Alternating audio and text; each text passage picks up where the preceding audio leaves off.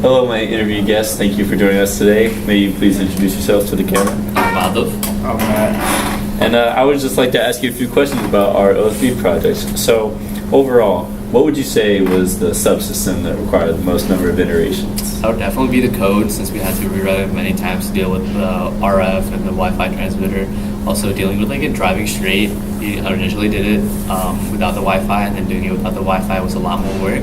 The second one would probably be the chassis, which I think Schmuff knows about. Yeah, I do agree that the biggest problem was definitely the code, but the chassis definitely is a close second. We initially made out of wood, but then we switched to plexiglass, so we were basically just remaking the chassis on different materials all the time. We then wanted taller motor mounts, so then we just switched those out. We wanted a larger container for the water, and we needed to fix the 4 bars. So over time, it was like, there were just little things, but they all just added up, and it was definitely a lot of work putting in there. That's a good answer. Thanks for What about you, covering all man? this part. Oh, me? Yeah. I would have to agree with you there, Madhav. I think it would be the code, because testing the code required a lot of checking the angles that the OSB was turning, and like we feel like it would change every time that we like ran the code on one part. The angle would be this. We ran it again. The angle would be this. That was something we just had to keep siphoning through the code to see what was wrong.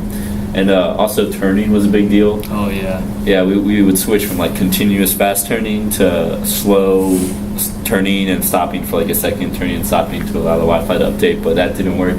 And overall, slow continuous turning was what we figured out was best. But thanks for asking that.